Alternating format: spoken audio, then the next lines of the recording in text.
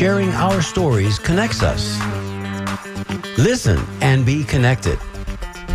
Join us for the Conversation meeting weekly at the intersection of community and culture. Hosted by Mario Nunez and Joe King Carter. Welcome back, everybody, to this your Wednesday edition of The Conversation. You know, if it's Wednesday and it's noon, it's The Conversation on WMNF 88.5 right here in Tampa. I'm one of your two hosts, Mario Nunez, and as always, I'm seated next to my ably... how are we going to refer to you today, Joe? Because I change it up every week. My Natalie attired... because you can't see him, and he's really not. My Natalie attired co-host, Joe King Carter, always your obedient servant. Thank you, sir. Let's ring a bell for obedience and servitude. Thank you, Joe, for being here as always, brother. I wouldn't want to do this show without you. Hey, how was your week, man? We're on the backside of this week. Last week at this time, we were discussing your woes because you had no electricity at your house, and you had no electricity for about 13 days. No, 15 days. 15 days, and it must have been a harrowing 15 days. Well, you know, it's a first, as I said, it's a first world inconvenience. You know, so many suffered so horribly that I never felt like I had the right to really say a lot about it. I just kept pushing and pushing to make it happen. I will tell you an interesting little side story, though, out of last week is that someone listening to this show, someone who is an avid fan, came to my rescue because they heard me on the show, who I'm not going to plug a business. We're not allowed to do that here. But I'll just say, as a listener, his name is Jim McCluskey. And he came to my house to help me with my problems. And in the conversation, I realized that he knew every detail and every programmer and every show on WMNF. And he said, I listen to you every week. And I was just I was amazed. I was elated that knowing those kinds of people are out there. And let's ring a bell for Jim McCluskey. And apparently Jim has some insight as to what he might have been able to do for you vis-a-vis your electrical needs. Yes, correct. Yeah. Wonderful. Thank you, Jim, for listening. Helped me a great deal. First and foremost, and secondarily for helping my good buddy Joe get it back together, because he was becoming irascible and incorrigible, more so than usual, and it was very, very difficult to deal with him at times. Hey, have you ever shaved with a flashlight? It's not easy. I wouldn't want to. So, so let's also kind of shift gears real quick and talk about something that's very prescient and in front of us within 5 days now. Yes. A national election that is way too close for anybody's comfort, and is causing a lot of us agita and gas and things of that ilk. And you know, most recently, I wonder sometimes what the other side is thinking, because you know the GOP, they're shooting themselves in the foot. Eventually, maybe they'll shoot that foot off. We can only hope. But, you know, they made some comments. Don't hold back. At Madison, no, why should I? Madison Square Garden on Sunday that affected me profoundly as a Latino male. My mother was born in Ponce, in Puerto Rico. My grandparents were born in Yabucoa and Juana Diaz. I've got family all over the island. And if anybody's ever been to Puerto Rico, and our guest today, Mike Norton, who you'll meet in just a moment, lived there for a time. It is a magnificent island. It's a gem of the Caribbean. And of course, we don't need to give you a history lesson. Since 1917, those residents have all been United States citizens. They cannot vote for senatorial representatives or presidential elections as residents of the island. But the minute they step foot on the mainland, they become full-fledged members of our society as citizens of the United States, which gives them the right to vote. So, you know, when you go to saying disparaging remarks and disgusting and disparaging remarks like were uttered at Madison Square Garden, which I won't even repeat. You can look them up if you haven't heard them already. That's very damaging. It's wounding to a whole segment of our population. And needless to say, these people have worn the uniform of the United States Armed Forces. They have bled and died for this country. And I think disproportionately, they also have been awarded the Medal of Honor for their service, because that's the kind of people that the Puerto Ricans are. So let's think twice. Maybe 3 times before you pull that lever when you go into the booth, if you haven't voted already, because voting has started now. It's been going on for a week and a half. And why in the world, Joe, would you wait until election day to go vote unless you're some kind of manic traditionalist because you can vote early. Yes. And it takes all the stress out of it. I did so yesterday. Your mail-in ballots, it comes to your home. You Yes. fill it out with your favorite beverage. You take your time. You're thoughtful with the way you fill out your ballot. And then you go drop it off at your polling place. Come on. Yeah, I mean, I think it makes a lot of sense to vote early if you can. I think it helps the entire system. And as we say each and every week here in the last few weeks, especially as we wind this political season, this election season down, democracy, as it were, is a full-on participatory sport. It only works. And, the more we get closer to this particular election, we realize this thing, yes, it can fall apart. If we don't buy into the system, if we don't believe in the rule of law, and if we don't believe that votes matter, votes count, democracy dies. And we've never experienced that here in this country. We got to go back to, Europe and World War II. We've got to talk to some countries now. Cuba comes to mind, where they don't have any rights. People don't have any rights. And we take ours for granted, I think. And these immigrants that are being disparaged, they don't, because they come here by choice. Yes. Okay. We should tack away from that because the show was not dedicated to political talk today, but I just felt it incumbent upon me. And Joe, thank you for indulging me because the election is next Tuesday. And by the time we come back and sit here with you next week, we'll be on the other side of all of that. Well, I'm sure that there are many people out there in our listening audience who are glad you said these things because they're probably in agreement with you. Thank you, sir. So today's guest is a gentleman that I had the pleasure of meeting 2 years ago when I first took in Erie Nights at the Henry B. Plant Museum. They put on a wonderful production every year at Halloween for 2 weekends, 6 nights. And it's a bit of a scavenger hunt. They dress out the museum in period time. It coincides with everything that's All Hallows Eve. And they actually have Edgar Allan Poe walking the halls to kind of guide you through. And twice during the time that you're there, he does a performance. When I met him, I was totally awestruck because if anybody's ever read The Raven, you know that is an incredible piece of literature, and then to memorize it and perform it is even more difficult. So a year went by. This year I had the occasion to reconnect with the actor again, only better than that, invited him to sit with me on the Tampa Native Show, which I host as well. Many of you know that. And I got to know Mike Norton. And Mike is our guest today. Mike, thank you so much, brother, for coming in. Pleasure to be here. Thank you. Thank you very much. And no stranger to WMNF. He knows the hallways here. He's been here before. Good. And Mike has been not only a practicing thespian, I'll say that again, a practicing thespian since his earliest years. Card carrying. Went to the University of South Florida to study theater. Madison Junior High School, Robinson High School, go Knights. Go Knights. So he's from Tampa. He can talk to you about Buffalo Avenue and the High Life Fronton when it was all there. Mike, I'm going to introduce Joe into the conversation because he usually takes us through this part of it. Welcome to our show. Thank you. Thank you very much. Welcome, Michael. Of Pleasure, course. So, let's begin with the beginning. Let's go back to your family, where you were born, and how that all sort of evolved early in your life. I'm a military brat. My dad was in the Navy. He was a lifer. He was an officer. When I was born, he was still flying jet aircraft. He'd flown them off the Forrestal. I started in something called a Starfighter, which is like a Korean War era almost. And then by the end, he was flying F-4s.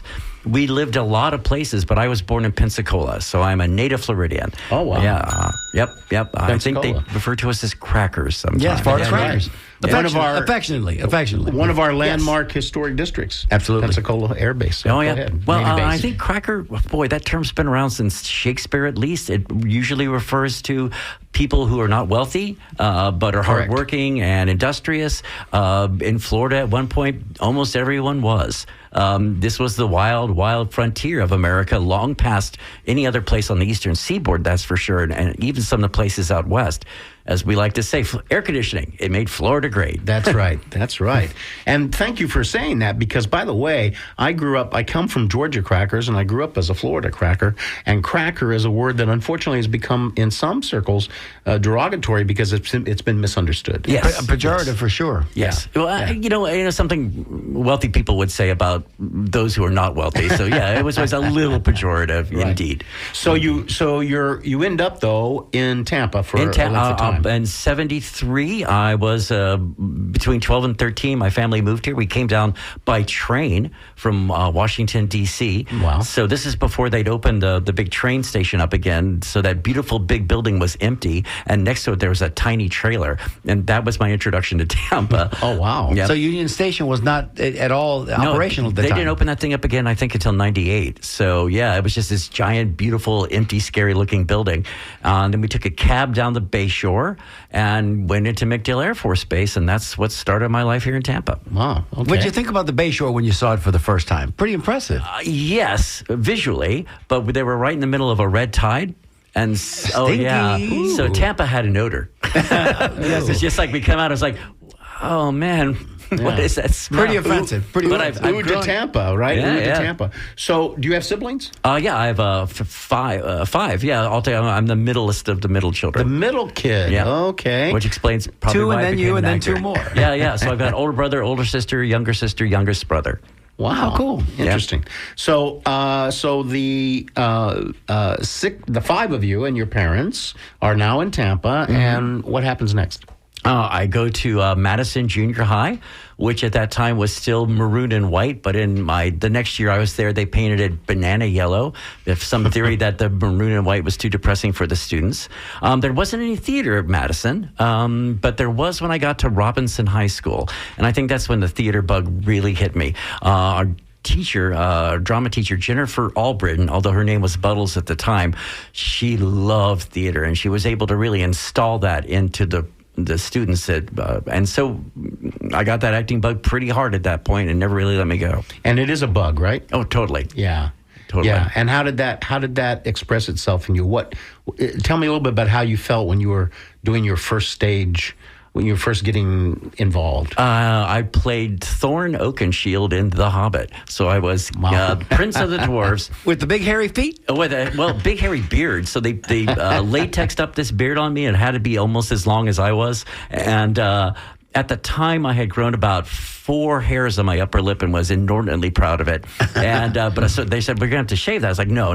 Well, the latex is like, no, I don't care. And when they took the latex beard off, the hairs went with it. Oh, yeah. But despite that, I had such a great time. Also got involved in speech and debate at that time, the National Forensic League. And at the end of that year, I got a letter jacket for speech and drama. Of course you would. Yeah. Of course you would. Did you get a chance to perform on High Q or one of the high school shows during your high school years? Remember that was very popular. Oh, very popular. No, we would do, it was like intramural, and then we would go and perform it and debate at other high schools. We never actually got on television at that time. I did get to go on Dr. Paul Bearer, though. A couple years later, we did Arsenic and Old Lace as our summer play. And, I don't know if your guests can see this, but this is my deathly certificate for being on Dr. Paul Bearer in 1976. Here, let's beautiful. get that into the camera. Yeah, we'll get it into the It camera. was Halloween. I thought maybe it would tie in. For those watching us on Facebook Live, you can see it. It says Deathly Certificate. This is to certify that Mike Norton has been presented this certificate for appearing on Creature Feature, awarded by none other than Dr. Paul Bearer, July 17, 1976, your sophomore year, the end of your sophomore year. Yep. I had just graduated myself, and it's signed by, of course, Dr. Paul Bearer. And I imagine he was lurking for you at the time. Oh, it was amazing. And I had what I liked about Dr. Paul Bearer, first because I love monster movies, was that when we'd been up in Washington, D.C., there had been a Saturday afternoon horror show host named Sir Graves Ghastly. So when I moved to Tampa and they had their own horror show host, Paul Bearer, it was just like, oh, this town's going to be okay. Yeah, I'm home. This town's going to be all right. Absolutely. That's the golden age of creature features in America through the 50s, 60s, and 70s. And just before that, we had the campy Shock Armstrong, All-American Teenage Ghoul. For those of us that are old enough to remember that, and the sad tragedy about Shock Armstrong is, of course, all of the videotape that was used to tape his programming was taped over because the tape was expensive back then and they had to repurpose it. Yes. So we don't really we have audio tape and we have still photographs, but we don't have any of the imagery except what's stuck in most of our our memories. And Shock was still around, but at that point they no longer had an actor. They just had his head. Correct. And they would swing it out as Channel 13, I think. I remember spin around on a turntable. On a turntable. We did have on Saturday afternoons. We had Terminus Theater, which was always showing the black and white features, from the '60s, The Creature from the Black Lagoon, so forth and so on. And that was also pretty scary. Yes. Terminus Theater and The Outer Limits. Hammer films from England, things like that. Were you attracted to, I don't want to say the macabre, but were you attracted to the eerie and the spooky early on? Oh, yeah. All the time. I had those Scholastic Book Club books, the Monster Joke book. Yes. Yeah, and that sort of thing. And posters of Frankenstein, the classic Universal Frankenstein. 100%. Oh, yeah, all that. We have some things in common, Michael. I'm guessing, Mike, that you might have spent a Saturday afternoon or two at Chan's hobby shop, maybe getting your monster models and building them as well. The Aurora ones? You bet. Yes. You bet. Yeah, I had some too. And that's back when you had to be careful with the model. Model glue had to be used in ventilated areas. Well, we weren't sniffing glue yet, but we almost were. But if you weren't maybe careful. by accident. Exactly. So if you had lived in a different era later, you might have been a real goth kid. I became a goth adult. So I guess that classifies. It carried over. Yeah. It carried over. So the back in the 90s, I'd be at the castle. My wife and I, we'd be at the castle 3-4 nights a week. Wow. Oh, yeah. It was a great time. Cynthia Devotees. was the manager then. Yeah. One of the channels came in and did a news thing on it back in the day. And so I was interviewed, but they didn't use my tape. There was a stunning goth girl that got most of the time. Hard to believe an attractive woman would get more airtime than me, but these things happen. I think that the goth scene here in Tampa, which was profound, because really it had deep roots, deep tentacles. It reached far and wide, so much so that I think there was a Saturday Night Live feature with Chris Kattan. I remember distinctly. There was a public access show. Molly Shannon, it was all about being goth kids. And they alluded to Tampa at some point in there. And I think Tampa was the inspiration for that. A lot of the actors, I won't say a lot, but several of the actors have come through the Tampa area at one point. Jim Brewer, and some of their writers, too. Yeah. Some of the writers as well. Yeah, so there's absolutely. a deep connect. Did you ever... Well, I mean, we're jumping the shark a little bit here, going to back and forth, but bear with us, people. We're all over the place. Did you ever want to kind of be a member of that cast? Did you ever aspire to be on sketch comedy? Yes, Isn't definitely. Isn't that the best? I had a comedy act for a long time. I worked with another guy. We were Wise Guys Comedy. There was two of us, character. And then when I came back from California, I was a single act. So that's when I started Norton Interactive Comedy and doing characters and shows for themed events. But for years and years, any venue that would pay. Yeah. Because after all, an actor's only worth his salt if that check clears, or if they'll give you that cash before you go out the back door. Oh, isn't that lovely? Isn't that lovely? Let me remind everybody that this is an interactive show. That's the second time we've mentioned the word interactive here in the last 2 seconds. And if you'd like to join the conversation, call us at 813-239-9663 if you've got a question for Mike or for myself. Or Big Joe, because he's right next to me here. You can also send us a text at 813-433-0885. Emails welcomed, dj@wmnf.org. And we'll take calls about Halloween. And because it's tomorrow. It's thematic today. Today we're talking spooky, eerie things. But yes, if you want to share a story of your trick-or-treating here in Tampa when you were a kid, we'd love to welcome those stories as well. And I'm pretty sure that I'm not the only human who loved Halloween, really, to be honest, much more than Thanksgiving and Christmas. Oh, yeah. Because it is... for the creative mind, it's just a wonderful, rich context of things It happening. should have been more than just one night. You know, you should have been able to reprise your character. That's right. Or have a change of wardrobe. You know what I mean? Tonight I'm Frankenstein, tomorrow Dracula. So to that end, so I did a little acting in college and things. And I bring that up just to say I'm always curious, because I've had a number of good friends over the years who are professional actors. That bug thing. Let's go back a little bit to that before we get too far. Where in there, because I can tell you that performing is fun and interesting and creative and all that stuff, but there are people that do it and have some fun with it and move on. Lots of people probably, like myself. And then there are people that, man, it's just there. They got to have it. Yeah, no, it's their profession. How did that, in Mike's case? Kind of when and how did that happen with you, other than what you've already described? Applause when you get up there, and it's that immediate gratification when the Yeah. audience applauses, when the audience laughs, when you can take a room full of people and just by what you said and how you said it, you can create in them emotions. Yes. Safe emotions. I mean, that's the joy of theater, of course, is that people can experience joy, sorrow, fear, and it's all safe. And at the end of the day, there's no commitment to it. They can walk away from it. But Typically, the at fact the that end you of the- can bring people to that and then get applauded and then eventually get paid. Oh my gosh. Yeah. It's like champagne for breakfast. Yeah, there you go. It's typically at the end of the performance that you were saying, alluding to safe space. There's the bow. Yes. There's the curtsy. So that lets everybody know that the performance is now over. It's safe to You go break home. that fourth wall. Exactly. Right. Yep. Beautiful. And I think applause tend to make actors, laughs tend to make comedians, and then there are comedic actors. So, I mean, it's all mixed there together. That's where I think I fall into mainly comedic, but I do, well, any part, any character, pretty much if it's a European male, I'm willing to give it a shot. Okay. So now let's get back into the bio. Now you're committed to being an actor. Now you're college age. What happens next? Went to USF. My degree's actually in history. My parents weren't really keen on backing a theater degree, but history is what most of the men in my family end up a history degree. My dad had one. My brother had one. The women tend to go into philosophy. That's what my sister got. Those are interesting conversations around the Thanksgiving Oh, yeah, table. we didn't talk about sports a lot, but at the Battle of Cressay. Yeah, of course. Effective were the longbows against the English armor.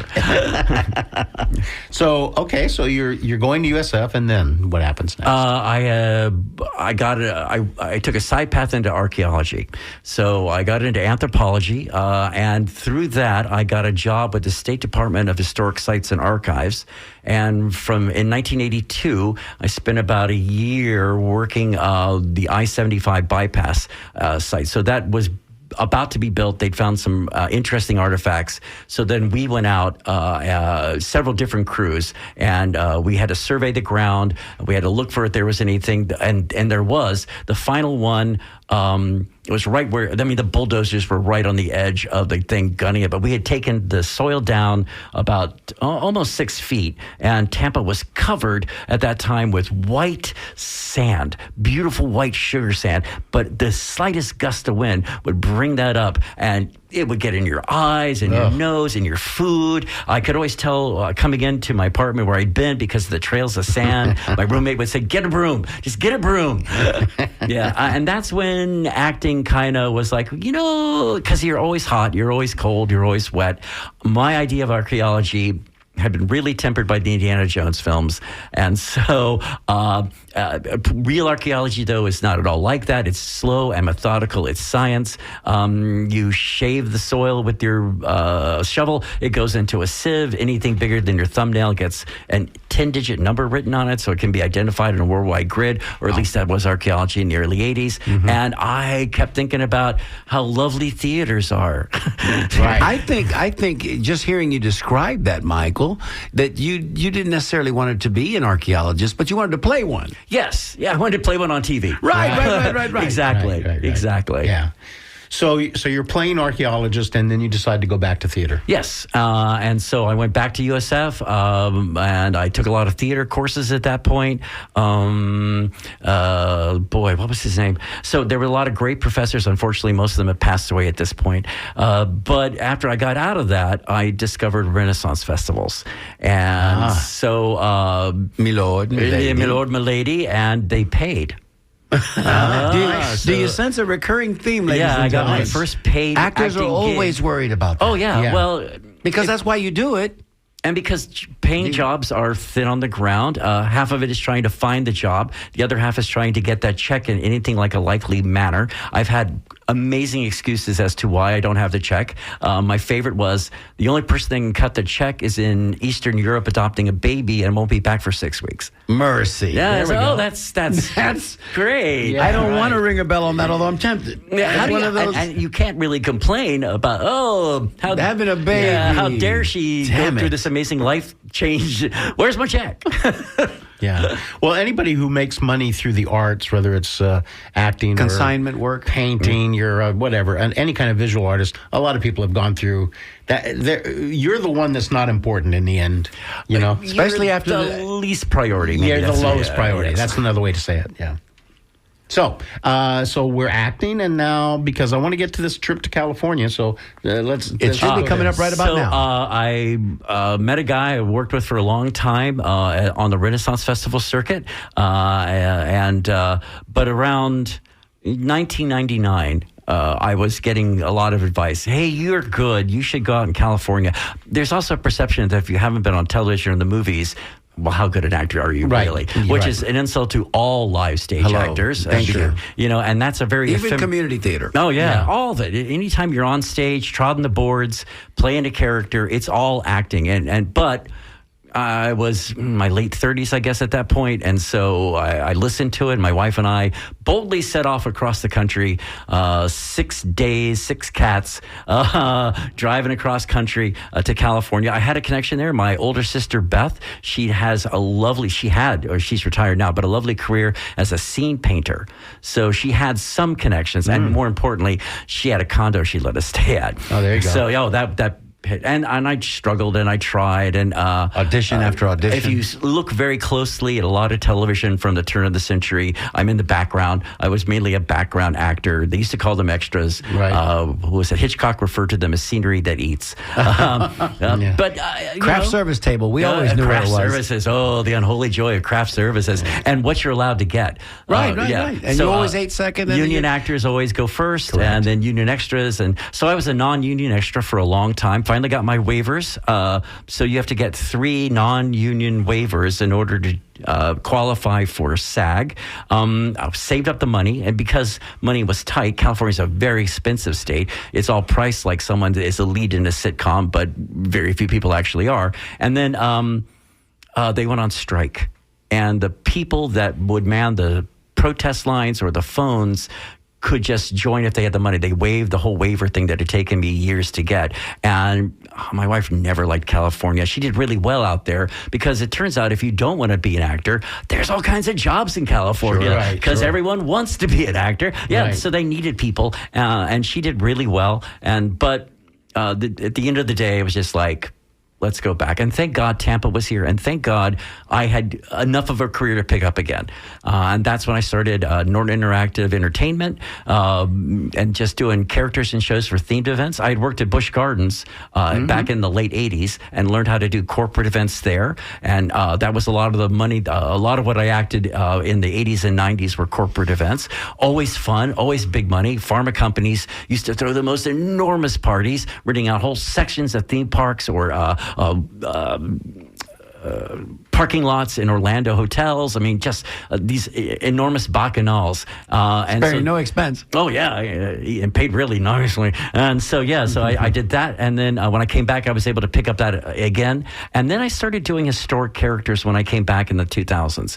I'd done a few. I played Theodore Roosevelt for the museum, for the H.B. Plant Museum in the mid-90s. But when I came back from California, there had been enough time that there had been turnover in all my booking agents, but I ran into a woman named Maureen Patrick, and Maureen is brilliant. She's an historian. She's an actress. She's worked in theme parks and theater. She's a fixture of this area. She should be far better known than she is. And Maureen brought me on board for stuff she was doing, including teaching kids theater. I had never really thought about that, and I did that for on and off for about a decade when I got back. That sounds like a lot of fun as well. Oh, they were. The children are entertaining and frustrating all at the same time. Some of them are great. None of them are bad. There really aren't any really bad kids, you know.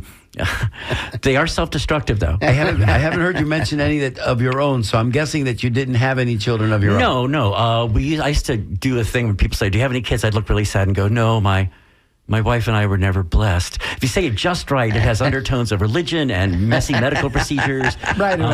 But nowadays, not the fact we just that you couldn't have any, she couldn't have any, or whatever the reason. Exactly. Was. Or you just made a conscious decision not to because there were other things that you more pressing. Well, yeah. Also, I'm very jealous. I didn't want to share my wife's affection with her. There you go. There you go. And on that note, we're going to go ahead and play the station identification and a PSA. We'll be right back on the other side in just a moment. You're listening to The Conversation with Mario Nunez and Joe King Carter on WMNF 88.5 Tampa. This is an important election year. To help inform you about voting, the candidates, and issues on the ballot, The WMNF News team has partnered with 10 other public media organizations around the state to create a 2024 Florida Voter Guide. You can find it on our website at wmnf.org/vote. It has information about all the candidates for U.S. Senate, U.S. House, Florida Senate, and Florida House. Candidates provide their positions on issues ranging from the cost of insurance to the environment to how they'll vote on the proposed constitutional amendments. You will also find a tool to help locate the district you vote in, as well as how to register to vote and how to find your polling location. Tell a friend about WMNF.org/vote, information about candidates and issues in the 2024 elections in Florida. If you're just joining us, this is The Conversation, WMNF 88.5. I'm Mario Nunez alongside Joe King Carter. And today you're hearing some of the stories of our wonderful guest, Mike Norton, who has quite a tale to tell. Mike, we were talking about your experience with teaching youngsters, and as a coach of young kids, it's always a challenge because sometimes you got to keep them on task, and the other side of it too is you have to make it fun, because if it's not fun, the kids won't engage. Acting is a little bit different. Well, but some of the dynamics are the same. It has to be fun because there's a lot of repetition. I just remember kids are like, "Why are we doing this scene again? We just did it." It's like, well, we repeat so we remember, and memory is theater. Once you have the lines down, then you can start having fun with them, but you do have to have the lines down first. So kids are great if self-destructive. I used to say this thing, it's an example, no one would ever really do this, but if you had 10 kids and you took them into a room, and on one end of the room there's brightly colored broken glass and the other end there's brightly colored feathers, they'll split about 50-50. But if you warn them beforehand, the brightly colored glass is dangerous and will cut you, all the kids go to the glass. Every single one of them. Every time. They're going to do themselves harm no matter what. Yeah. The danger is exciting, of course. That could be a big piece of it as well. Yeah. Yes, indeed. Yeah. So along the path of your reenacting career, where you impersonate different historical figures, has there been a favorite for you to play? Well, Theodore Roosevelt. Theodore's been very, very good to me. I portray him mainly for the Plant Museum, but I've also portrayed him in a lot of other places, other museums as well. Theodore has a fascinating life. And what I like about Theodore is that he really would put his money where his mouth is. For instance, the Spanish-American War. Theodore had been pushing for the United States to be involved in a war. He thought it would show America's mettle on the international stage, a time for us to stand up, to be thought of the equals with the European superpowers. It would have been very easy for him to sit the war out. He was Assistant Secretary of the Navy. He was a Roosevelt also. Oh, yeah. Right. But he resigned his post as Assistant Secretary of the Navy, became Lieutenant Colonel, not Colonel of his own regiment. He insisted that an experienced officer, Captain Wood, who later became Colonel Leonard Wood, who later became General Leonard Wood, take over because that man had more experience, was also a friend of Theodore's, and had won a Medal of Honor during the Apache campaigns. He was also President McKinley's personal doctor. And that's why when you look at the pictures of the Rough Riders here in Tampa, the Rough Riders have khaki uniforms, and almost everyone else is wearing blue wool.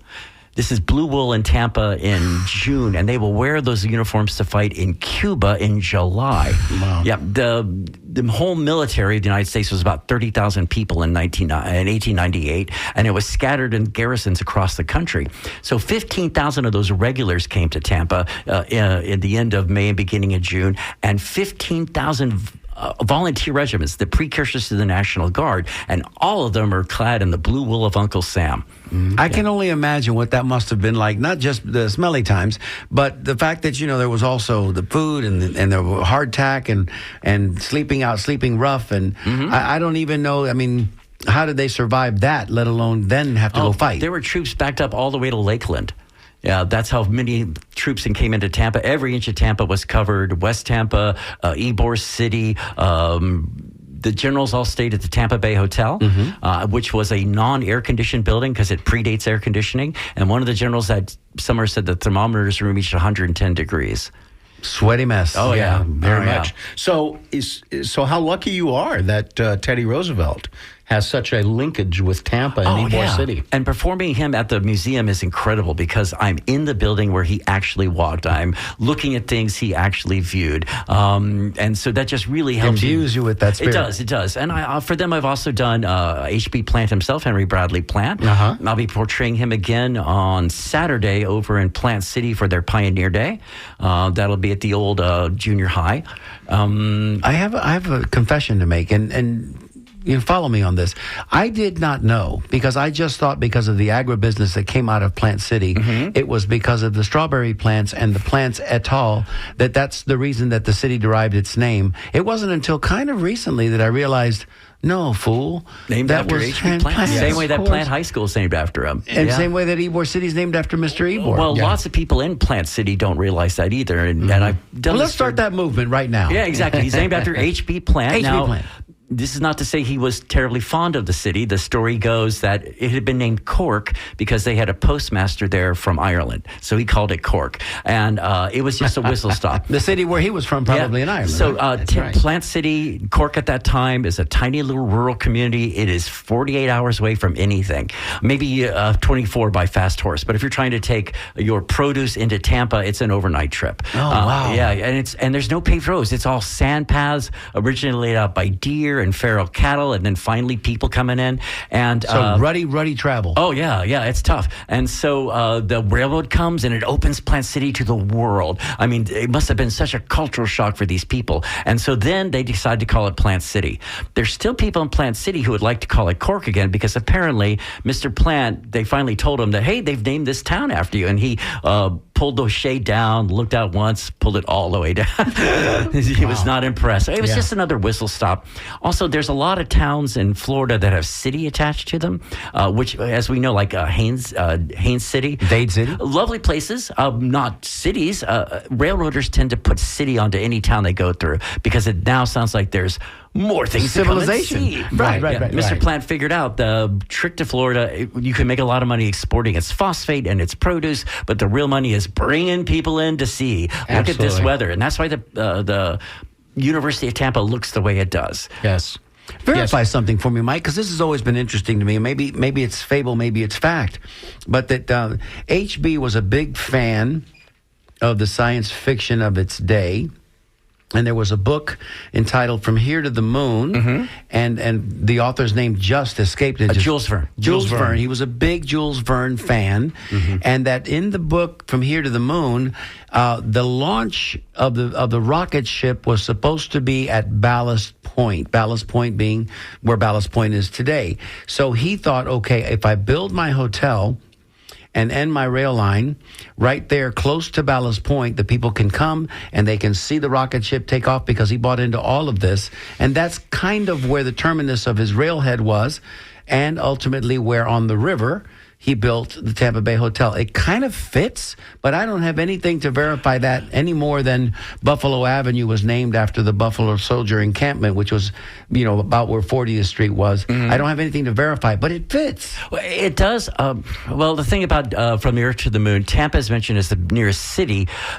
The actual launch site is 50 miles inland at a mountain that doesn't exist. Okay. Because Mr. Jules Verne had never been to Florida, never came to Florida. Right. He was figuring out, for the same reason that the NASA scientists put Cape Canaveral where they do, something about, the trajectory of the rockets going into orbit. So Mr. Jules Verne figured this out on his own in the 1860s. He was big time into science. He had files about all the new scientific things of the day. That's why the Nautilus, the submarine, is so excellently portrayed, because he's using the technology of the time. So the Confederates make the Huntley. The Union has has a submarine as well called the Alligator or the Crocodile, and it bears a strong resemblance to a lot of things found in the Nautilus. It's got carbon dioxide scrubbers. It's got an airlock. Divers can go in and out of it. It gets lost in a storm at sea, but it drowned a lot less people than the Huntley did. So the Huntley's the Confederate submarine. It killed 3 crews by sinking. It does take out a Union ship, but the crew that sinks the Union ship drowns in the Huntley. And let me offer this to you. That's amazing information. It is amazing information.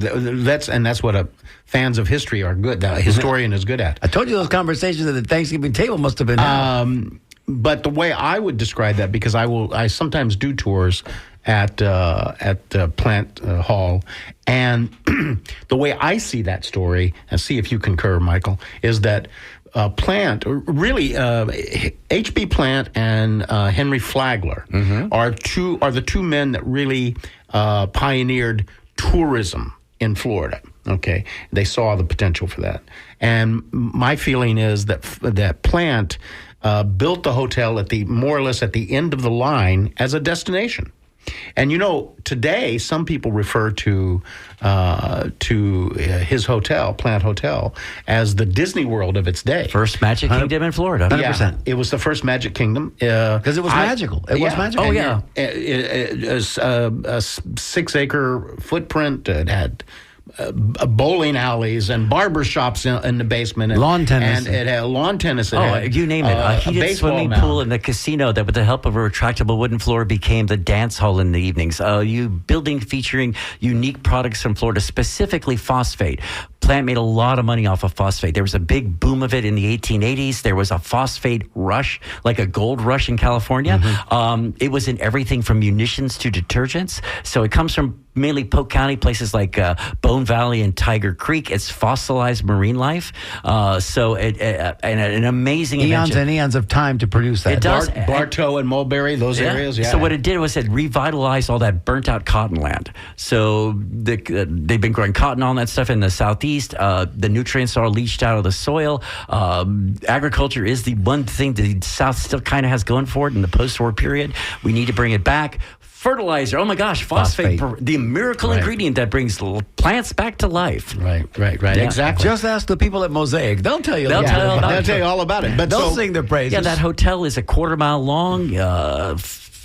4 stories tall. The minarets are mainly almost 10. 150 acres around it, all carefully sculpted with gardens. There were plants there that you would see nowhere else in North America. So Mr. Plant and Anton Fihé, who I've also portrayed, a gentleman from Alsace, Lorraine, don't you know? And so they went down there to the Royal Botanical Gardens, and they got plant clippings, and there was fresh plants, the smell of lilac and orange blossoms in the air. And this is all to entice the wealthy from New York, Philadelphia, and Boston to come down, spend the winter season. Coming down their private Pullman cars, the Lear jet of the time.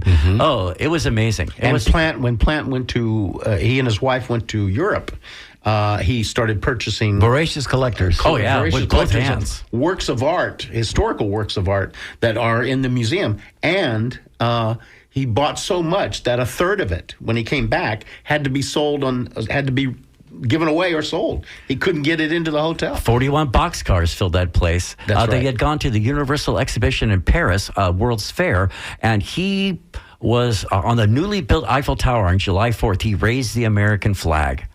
Wow. The fair's theme was republicanism, countries that had gotten rid of their monarchy, which means it was boycotted by England and Russia and a couple other countries that still had very effective monarchies at that time. It was like, and our conversation has almost gone full circle as where we started this morning. Mike, you're a wealth of information, and we could have done 2 or 3 hours, and we're going to probably have to bring you back. We're not done with this show yet, certainly. Thrill. I want to give the number again in case somebody wants to add to our conversation, and we know you're out there listening because you always are.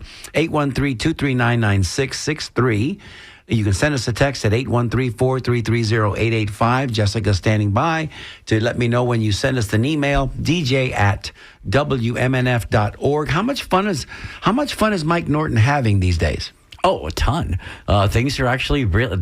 Last October was amazing. I was everything from a tugboat captain handing out pumpkins for the pirate water taxi to H.B. Plant. Just a ton of characters all the time, which is nice that I have Halloween night off this one year. So I have a burning question. Sure. That's been burning since the moment I met you. You must have done Mark Twain as a character. Yes. He looks like him. For those of you that can't see I him, have a bit of Sam Clemens going on at the moment. My hair is really long. I got a white mustache. Well, I would assume as you age, you'll get more Clemens-like. Well, Yeah, I'm 65, so the hair is mine, It's there. and it's the original color. The mustache and the beard come in Snow White. That's a very bizarre, and the eyebrows Yeah. that have all gotten. So, But if you powdered your hair, you're there. The Tampa the Tampa Storytelling Festival used to be put on by the Tampa Library System, and it was for young people to come and tell stories, and then they would have professional storytellers from all over the world come and tell their stories. And I played a lot of characters. So one time I was Samuel Clemens, and that is now a stock photo. So if you look somewhere, there's me as Sam Clemens. I'm looking down at a young person, and it looks all very future storytellers of America kind of thing. Yeah. Mm-hmm. So, but they have my name wrong. I'm listed as Mark Norton. Your Well, alter ego. Close enough. Mark Twain, Mike Norton. You and I have to do Mike a solid and introduce him, and I promised that we would do this, introduce him to our dear friends Justin Peters and Kelly Buttermore. Oh, because, absolutely. they need to meet him. He needs to know what they're doing. We need to introduce him to the Commodore Theater because he doesn't know about that yet, but I believe there will be an opportunity for him not only to be a monologist during Salud and Happy Days, certainly, but maybe even to join the troupe or to give lessons, whatever. He just needs to know that wonderful repertoire exists and that he can contribute. He would be mightily. Professor Norton there. Yeah, I think you're right. No. I think you're absolutely right. Yeah. And they are your cohorts and they are your compadres, and you would fit in like hand in glove. So Well, you can never tell what they're going to ask you to be for. I was a paleontologist for Dinosaur World for a couple of years. Come on. Yeah, I didn't know anything about dinosaurs going in. It turns out the little I thought I knew was way outdated. And I became pretty good at it. I mean, to the general public, I sound like a paleontologist. I'm sure to an actual paleontologist, I sounded like the general public. Oh, I know. So we've asked him all, and he's all of these wonderful, wonderful characters. Have you ever played the opposite sex? Have you been a Mrs. Doubtfire? No, only one time did it come up. When I got back from California, we were living very briefly in Orlando, and there's a murder mystery place there. Because and- even Tom Hanks, you know. Oh, sure. And Yeah. it's not that I wouldn't play a female? lady. I wouldn't. I would have no problem with that, or do drag. Except I don't really seem to have the handle on it. Those who do this and do it well, they know what they're doing and they are incredible at it.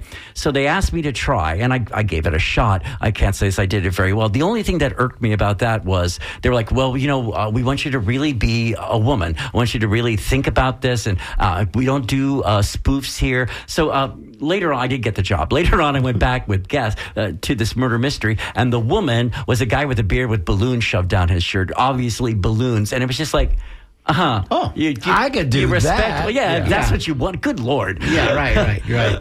A pale imitation. Oh, yeah. It was just, no, we respect women. We want you to do the character justice and fully. Okay.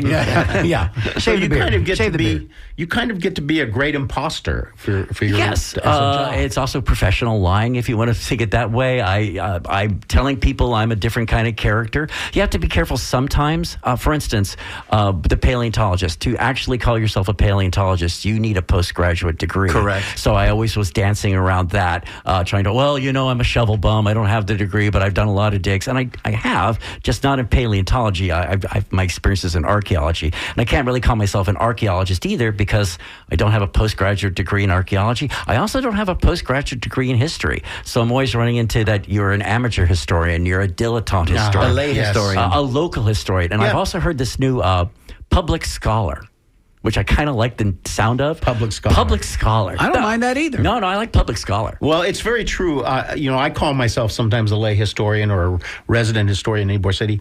It's a tough thing because once you're in the presence of true academic historians, you begin to understand that that's that's a very Next level. and That's day. next level. Night Next and level. day. When I pretensions towards academia, this the discipline and the specialization. Yeah. That really, when you're writing your thesis, you have to have a very, in this glass window, the stained glass window, is the depiction of Adam and Eve. Is she holding an apple or a persimmon? And yes, and that was what one of my professors had written his paper on, his thesis. It was that tight. And so I'm good at interpreting.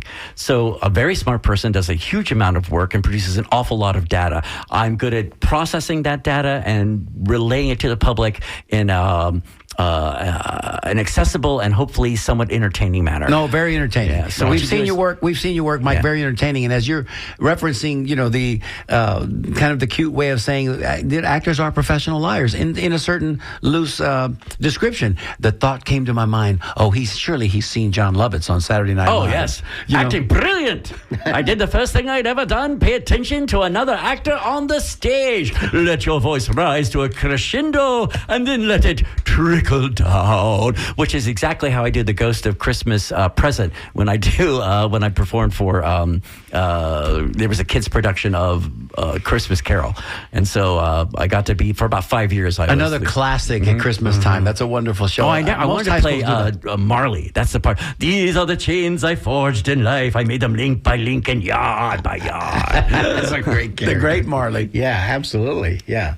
Well, Joey, don't you just want to go out now and do a little ensemble with Mike? Don't you want to? I want to hit the boards. Yeah. I want to hit the boards. Trot those boards. Listen, man, we need to get together and do some scene study, man. Maybe do some reading together. Go. Yeah. So playing Edgar Allan Poe this Halloween was awesome. He's my new favorite character. So it goes Edgar Allan Poe, Theodore Roosevelt, Jose Gaspar, because I've played him for the Tampa Convention and Visitors Bureau, Visit Tampa Bay since about 2002.